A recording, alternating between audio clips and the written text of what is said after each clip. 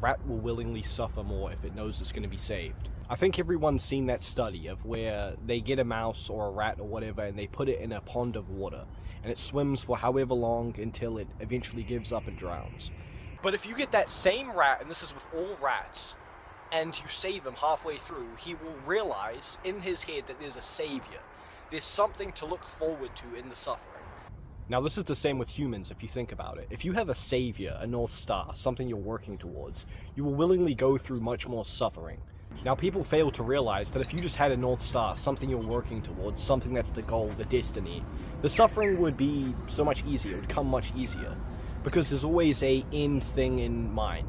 It's like if you're working a job and not getting paid, it's gonna suck. But if you're working a job and making money, well at least there's a reason behind it, right? So you'll be much more willing to go through what is suffering. And this can be applied to life.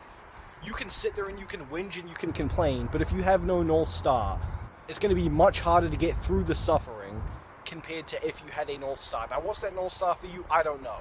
That could be anything from wanting to make your mother happy, to wanting to make your grandma happy, to even just wanting your future kids to not have to go through what you went through, which is one of mine. And I think this is a very interesting phenomenon. It's like you're willing to go through so much more suffering if there's something at the end of the tunnel, if there's a light at the end of the tunnel. If you're chipping away at the stone and you have no sculpture in mind, well, it's going to end up being a piece of shit sculpture. Every bit of stone you chip on that sculpture, when you have an idea of what you want, becomes progress.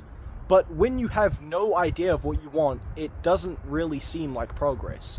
What suffering are you willing to go through that makes the North Star worth it? I call this the North Star. I don't know what people call it, but it's like the star in the sky that you can always see that is guiding your way. You can cross the treacherous seas and climb through the thorny bush because you know that the North Star is always guiding your way. And one day you'll be at the end of the rainbow where the pot of gold is, and you'll realize that it was all worth it in the end. It was worth following that rainbow because that was your North Star. What something are you willing to sacrifice certain things for? Because most people aren't going to go through suffering willingly. That's a rare type of person, like David Goggins or something. So what are you willing to suffer for? That's a good question to ask yourself.